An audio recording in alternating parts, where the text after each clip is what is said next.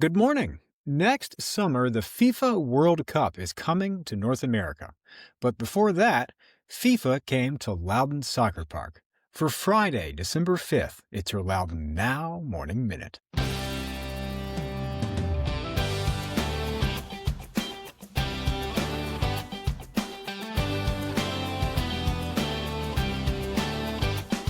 Each week, the Loudoun Education Foundation's Field Program provides weekend meal bags to 2,000 LCPS students and their families. As the need grows this season, please consider helping support your neighbors right here in Loudoun County. For just $30, you can provide meal bags for 10 families. Give at loudouneducationfoundation.org. And thank you.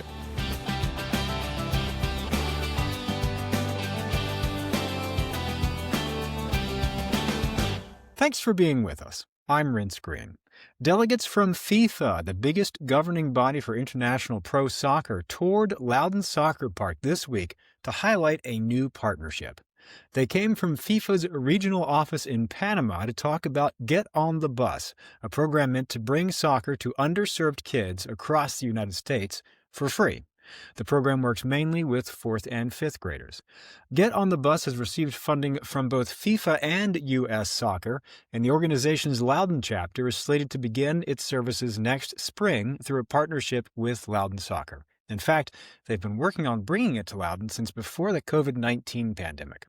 It's part of a goal to reach 10,000 new unregistered players across the country before the start of the World Cup in June.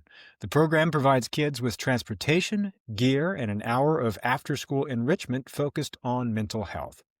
FIFA lead regional officer Jose Alfonso Rodriguez Alvarez said kids in the program generally don't have access to recreational soccer leagues. U.S. Soccer Federation Director of Member Strategy Melissa Radke said her organization has an unprecedented opportunity with World Cup matches hosted in the United States next year. She said there will be eyes on soccer in the U.S. like never before. You can learn more at gotbsoccer.org and at loudonsoccer.com. Go to loudonnow.com/Morning Minute to check out the whole story. In other news, each year the Loudoun County Board of Supervisors sends a sort of wish list with Loudoun's representatives to the Virginia General Assembly. This year the list got a little bit longer. Each year the Board of Supervisors adopts a legislative agenda, which is a guide both for the county government's lobbyists in Richmond and for Loudoun's state elected representatives. They're getting ready for a public hearing on December 10th. This week, the Board of Supervisors added a few new items to that wish list. That includes state tax credits for solar and battery storage installations, and they would like to participate in Dominion Energy's case with the State Corporation Commission about net metering.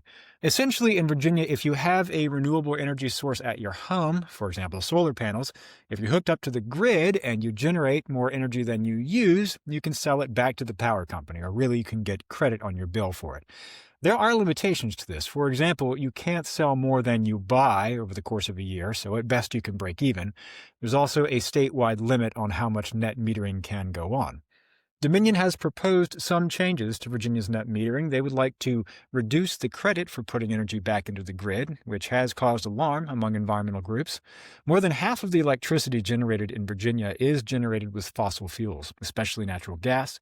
Loudoun County Attorney has already filed a notice of participation in the case. The Board of Supervisors is also now partially endorsing a proposal to mitigate airplane noise around Dulles Airport, which they previously did not. People living near Dulles Airport regularly raise complaints about the noise from jets taking off over their heads at all times of day and night. The county hired a consultant to come up with some new proposals to try to protect residents from that noise at home and endorsed two of their recommendations. One was to have planes make steeper departures when possible, which is intended to get them further up off the ground before they start flying over houses. The other is to have airplanes take a different departure path at night to avoid flying over homes until, again, they're a little higher up. The third recommendation was to use new technology to create more precise flight paths. Essentially, the idea is to have these airplanes fly along precisely defined narrow corridors where right now those flight tracks could be kind of spread out. The Board of Supervisors at first declined to endorse that recommendation over concerns that, while it would protect some homes from jet noise, it would just concentrate that noise over some few unlucky neighborhoods. But this week, they revisited that discussion and agreed to support that plan on one specific flight track. The consultant and county staff agreed that for that one, which is for planes heading northwest out of Dulles, no neighborhood would experience more noise. The Loudoun County Fire Marshal's office has announced a $10,000 reward for information in their investigation of an explosion in Leesburg in October. On October 5th, Leesburg police and fire rescue crews responded to the 500 block of Sparkleberry Terrace at about 4 in the morning for reports of an explosion that shook nearby houses. Firefighters found smoke and displaced manhole covers in the street, but no fire or other hazards. The Fire Marshal's office is investigating the explosion in collaboration with the FBI and served a search warrant on a home in Leesburg a few days later, but so far hasn't filed any charges. The $10,000 reward is offered for information leading to the arrest and conviction of the person or persons involved in the incident. And the time has come for holiday festivities, which are starting up in earnest this Saturday all across Loudoun. We've got a rundown of all the fun stuff to do in Loudoun's towns on our website, along with a preview of Leesburg's Mistletoe Market in front of the county courthouse tomorrow from 4 to noon. So get the full story on this and all these stories over at loudounnow.com.